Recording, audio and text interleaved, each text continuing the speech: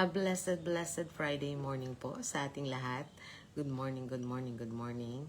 Mapagpalang umaga po, mga kapatid. Tayo ay narito ulit sa ating Seeking God in the Morning, ang ating daily morning devotion.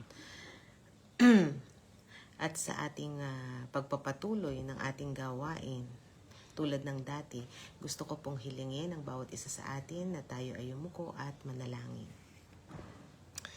Panginoon naming Diyos na makapangyarihan sa lahat, Ama, maraming salamat po sa oras na ito at sa pagkakataon na ito na muli kami ay magbubulay-bulay sa iyong banal na salita. Kasiyahan mo po nawa kami, Panginoon, ng iyong banal na spirito at tulungan mo, Panginoon, na ang lahat ng aming pag-aaralan sa umagang ito ay patuloy na tumanim sa aming puso't isipan. Tulungan mo, Panginoon, ang iyong lingkod na maibahagi kong iyong mga salita ng tama at may karunungan. Patuloy mo po nawang pagpalain ang lahat ng mga nakakasama namin online, mga nanonood ng replay ng live na ito, at patuloy mo po, Panginoong, gawing liwanag ang bawat isa sa amin sa lahat ng dako, Panginoon, kung saan mo man kami ipaparoon. Ama, patuloy din namin hinihiling ang iyong pag-iingat at paggabay sa lahat ng mga mahal namin sa buhay na malayo sa aming piling sa mga oras na ito. Ano man ang kanilang pinagkakaabalahan, Panginoon, patuloy namin hinihiling ang iyong pag-iingat at gabay at patuloy na paghaplos sa kanila at tulungan mo, Panginoon, na nawa sa susunod na pagkakataon ay makasama namin sila sa ganitong gawain. Patuloy din namin hinihiling ang kagamutan at kagalingan ng iyong mga anak na dumaraan sa mga pagkakasakit at saka mga pagsubok sa buhay. At patuloy din namin hinihiling, Panginoon, na linisin mo po nawa ang aming puso't isipan at gawin mo po kaming karapat-dapat sa iyong banal na harapan. At muli ang lahat ng ito'y dalangin namin sa matamis na pangalan ni Jesus. Amen.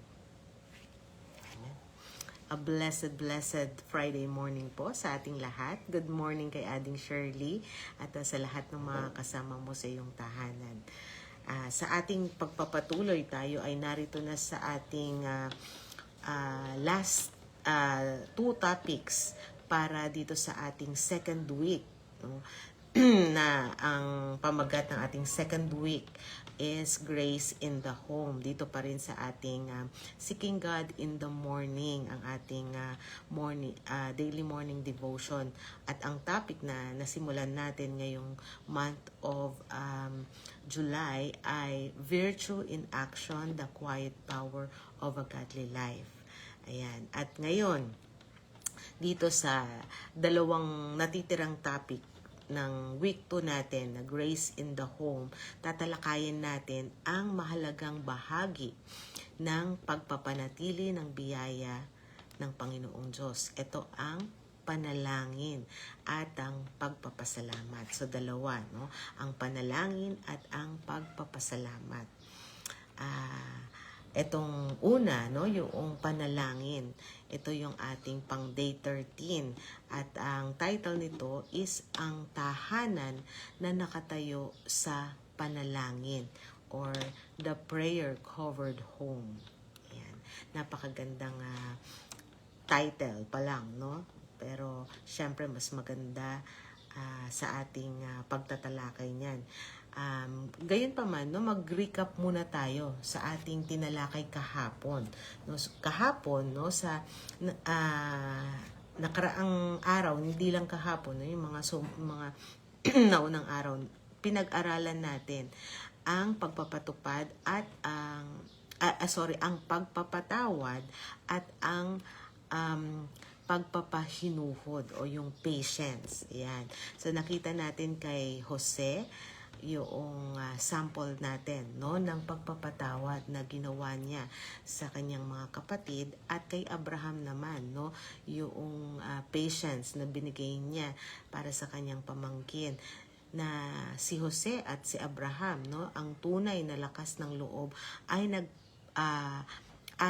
ang pagpili, no, sa pag-ibig at kapayapaan sa halip na pride o sama ng loob. So pinaigting, no, ni Joseph yung kanyang pag-ibig sa kanyang mga kapatid, at gayon din pinahaba, no, ni Abraham, no? Binaba niya yung kanyang pride, no? Para lamang sa kapayapaan. Ayan. So, napakagandang pinaalalahanan tayo, no, kahapon sa topic na ito.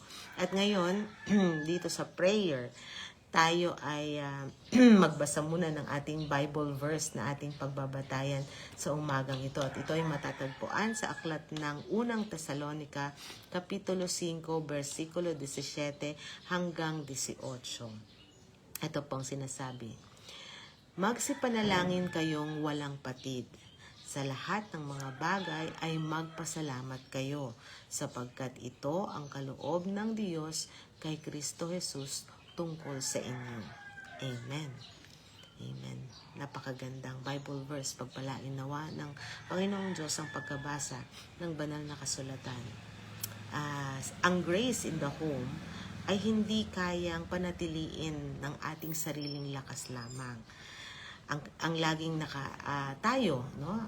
Ang isang tahanan na laging nakadepende sa ating Panginoong Diyos, no, sa pamamagitan ng panalangin ay isang tahanang matatag. Yan. Ang quiet power ay hindi lang paggawa, ito ay ang pagpapaubaya ng ating mga mahal sa buhay sa mga kamay ng ating Panginoong Diyos. Kapag ipinanalangin natin ang ating pamilya, hindi natin sila sinusubukang baguhin sa pamamagitan ng ating pangungulit, no? Hindi natin sinusubukang baguhin, no, yung nais ng Panginoon sa kanila, no, sa ating pangungulit, kundi hinahayaan natin, no, yung banal na spirito ng ating Panginoong Diyos ang humaplos sa kanilang mga puso. Kasi 'di ba minsan, ano, katulad ng aking anak na siya ay nag-umpisa na, no, ng kanyang pagpasok sa eskwela, sigurado meron siyang mga desisyon na kanyang kailangang gawin sa kanyang buhay, at napakahalaga na tayo ay bilang magulang, no, napakahalaga na ipanalangin namin siya sa kanyang pagpili, sa kanyang mga desisyon, hindi dahil sa gusto namin siyang baguhin, kundi gusto namin magabayan siya sa kanyang mga pinipili, sa kanyang mga desisyon na ginagawa, no, sa kanyang buhay. At napakahalaga ng panalangin. Maraming beses natin ito itinapik. Alam natin na sa panalangin, no, nagkakaroon tayo ng connection sa ating Panginoong Diyos, at alam natin ang ating Panginoong Diyos na siyang may kakayahan na baguhin ang lahat ng bagay, may kapangyarihan na kumilos, no, sa ating buhay. Pag tayo ay nananalangin, nabubuksan, no, yung channel na yan, at dumadaloy, no, yung kapangyarihan ng Panginoong Diyos na pwedeng kumilos sa ating mga buhay, no. Pero syempre, katulad ng binasa nga natin, no, sa banal na kasulatan, no, magsipanalangin tayong walang patid. Sa lahat ng mga bagay ay magpasalamat tayo.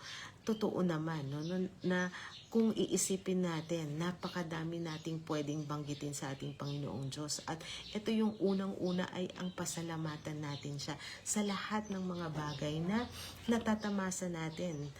Yung pagising pa lang natin sa umaga, 'di ba? Dapat na tayong magpasalamat sa Panginoong Diyos kasi merong mga tao na hindi na gumigising, no?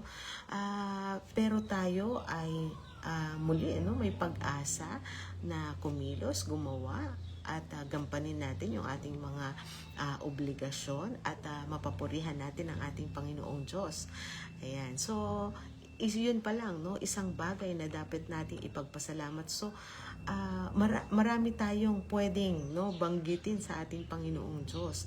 At bukod dyan, syempre, yung hilingin natin yung kanyang gabay sa araw-araw na ating mga ginagawa.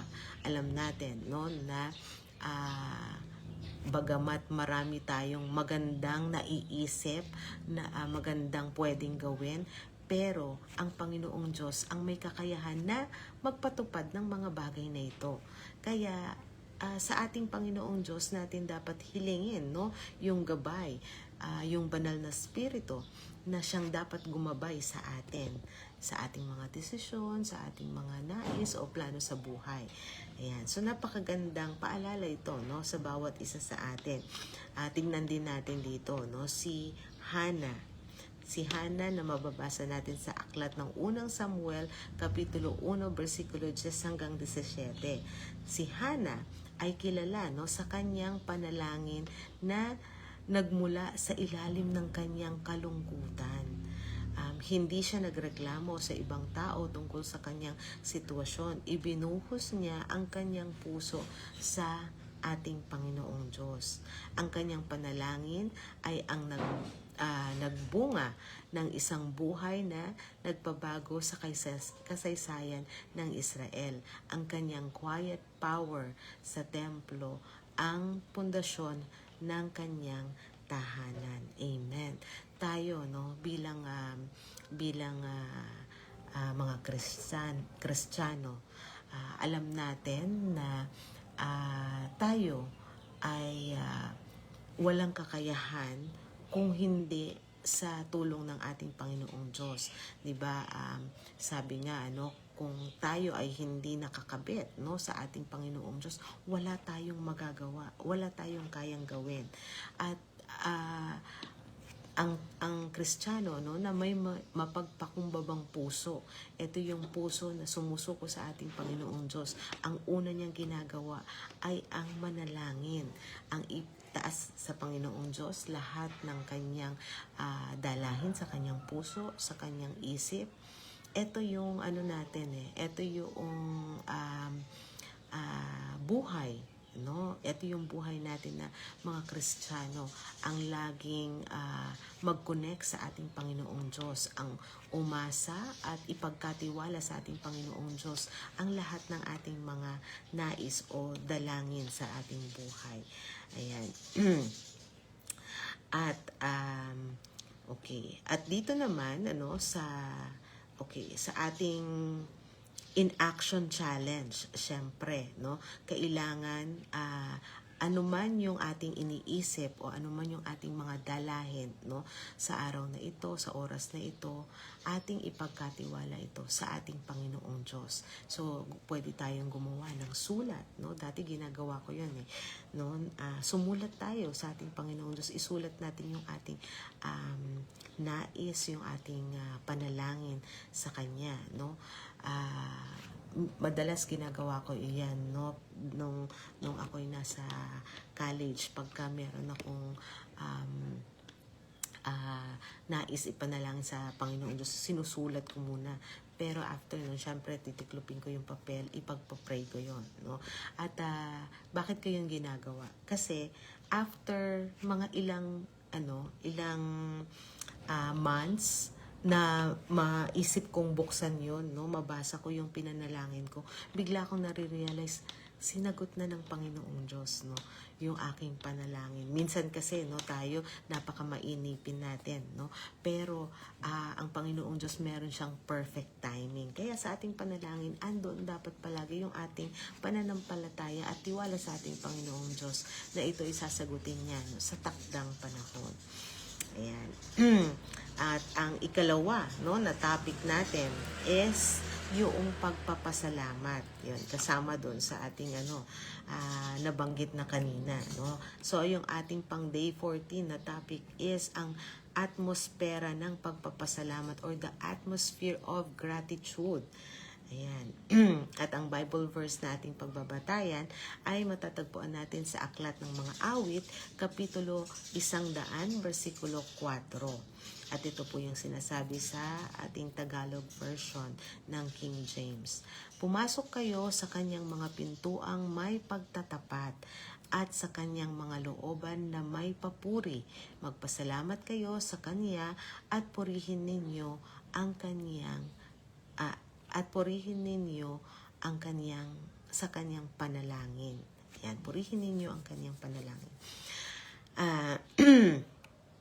Okay, dito, no, ang pagpapasalamat ay ang seal ng isang biyayang puno, no, na isang biyaya, no, na pumupuno sa ating tahanan. madaling maghanap ng mga mali, no, sa loob ng bahay. Yan, kunyari, mali yung pagkakaayos nito, mali yung pagkakagawa nito. Ayun. Pero ang isang grace-filled influencer, no, yung isang Kristiyano na may pagpapala mula sa Panginoong Diyos at may pusong tumatalima sa ating Panginoong Diyos at mabuting impluensya, no, ito ay ang laging naghahanap, no, ng dahilan para magpasalamat. So tayo, no, bilang mga anak ng Diyos or mga Kristiyano, tagasunod ng ating Panginoong Jesus, ito ay dapat ugali natin, no, yung laging magpasalamat, magkaroon ng minsan kasi, 'di ba, parang napakahirap magpasalamat pagka yung mga sitwasyon sa buhay natin ay puro mga negative, or yung mga nangyayari sa buhay natin ay hindi yung mga inaasahan natin, o hindi yung gusto natin. Minsan parang hindi na natin makuhang magpasalamat sa Panginoong Diyos. Kung hindi, minsan na ginagawa pa natin ay sinisisi pa natin, no, si Lord, bakit po ito yung nangyari sa akin, no? Hindi natin nakikita, no, na ang ating Panginoong Diyos ay siyang nakakaalam ng future, no? Minsan yung hinihiling natin, alam ng Panginoong Diyos, no? Hindi minsan, alam talaga ng Panginoong Diyos, no? Palagi na yung hinihiling natin ay kung ikakabuti ba natin o ikasasama natin.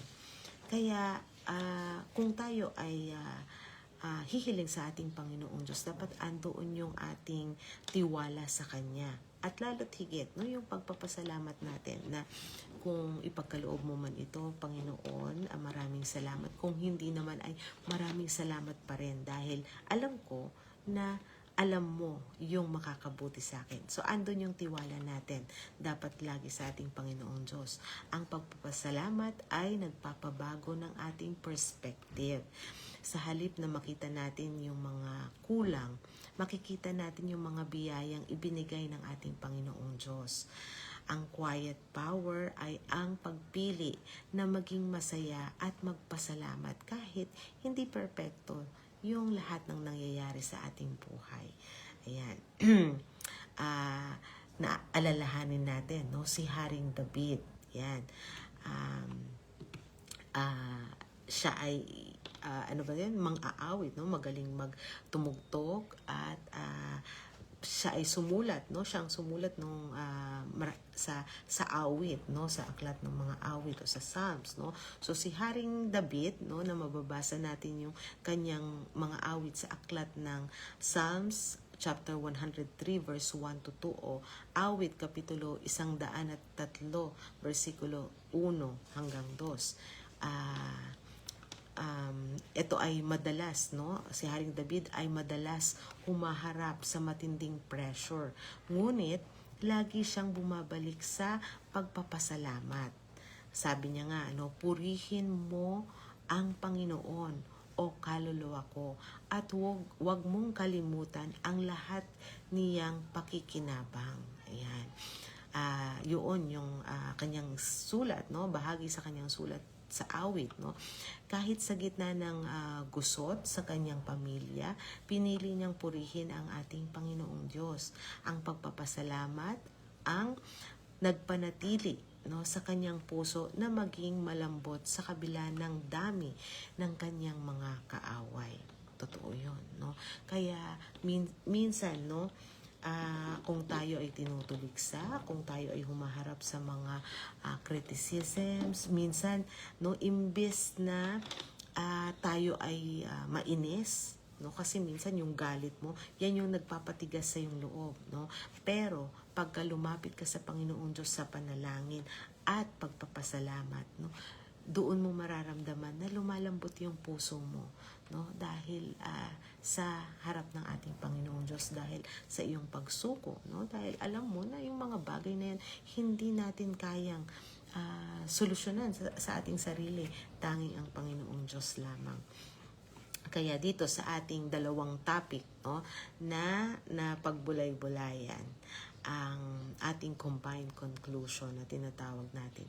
Ang panalangin at pagpapasalamat ang dalawang pakpak na nagpapalipad sa ating tahanan patungo sa presensya ng ating Panginoong Diyos. Ayan, so itong dalawang to, ang panalangin at pagpapasalamat, inilalapit niya yung ating tahanan sa ating Panginoong Diyos. Ang panalangin ang nagbibigay ng proteksyon at direksyon, samantalang ang pagpapasalamat ang nagbibigay ng kagalakan at satisfaction. Tulad ni Hana na nagtiwala sa ating na nagtiwala sa ating Panginoong Diyos sa pamamagitan ng kanyang panalangin, at ni Haring David na nagtiwala sa pamamagitan ng kanyang pagpuri, no? Ang ating tahanan ang magiging isang altar kung saan ang biyaya ng Diyos ang namamayani. Yan, kung ipapanatili natin, no, yung tiwala natin sa ating Panginoong Diyos, at tayo ay mananalangin at patuloy, no, na magtitiwala sa Kanya, magpuri sa Kanya. Okay. Kapag ang ating mga araw ay nagsimula sa pagtawag sa Diyos at nagtapos sa pasasalamat, wala nang espasyo, no, yung gulo at pait. Napakaganda, no? Naisipin natin ito na itong ginagawa natin ngayon, no? Ating morning devotion, meron din tayong evening devotion. Kaya kung ang araw natin ay nasimulan, no, ng pagtawag natin sa ating Panginoong Diyos at pasasalamat natin sa Kanya, pagtitiwala natin sa Kanya, at syempre, no, hanggang sa matapos itong araw na ito, no, nang may pasasalamat din at pagtitiwala sa ating Panginoong Diyos, for sure, no, yung gulo at yung pait, no, na i-eliminate siya. Hindi lamang sa ating damdamin, sa ating isipan, kundi sa loob ng ating tahanan, sa ating mga kasama, no, at mga mahal sa buhay. Ito ang tunay na sikreto ng grace in the home, ang mamuhay ng nakadikit sa puso ng ating Panginoong Diyos. Amen. Amen. Napakagandang topic na natalakay natin sa araw na ito. At bago tayo magtapos dito sa ating topic sa umagang ito, tayo po muna ay yumuko at manalangin. Panginoon naming Diyos na makapangyarihan sa lahat, maraming salamat po, Panginoon, sa aming napagbulay-bulayan ng mga salita, sa aming natutunan, Panginoon, ng kahalagahan ng araw-araw na panalangin namin mula sa umaga hanggang sa bago kami matulog, at ang pagtitiwala at ang pagpapasalamat, ang palaging piliin, Panginoon, ang magpasalamat sa kabila ng mga pagsubok na dumarating sa aming buhay. Turuan mo kami, Panginoon, na patuloy na magtiwala at patuloy na humble ourselves sa harap mo, Panginoon.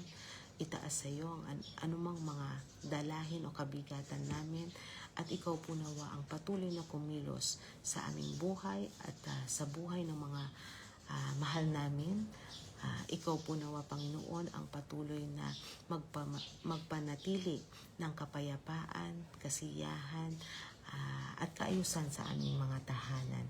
Ama, patuloy namin hinihiling na lagi mo po nawa kaming gawing karapat-dapat sa napakadami mo pong biyaya at pagpapala sa amin. At muli, ang lahat ng ito'y dalangin namin sa matamis na pangalan ni Jesus. Amen. Amen.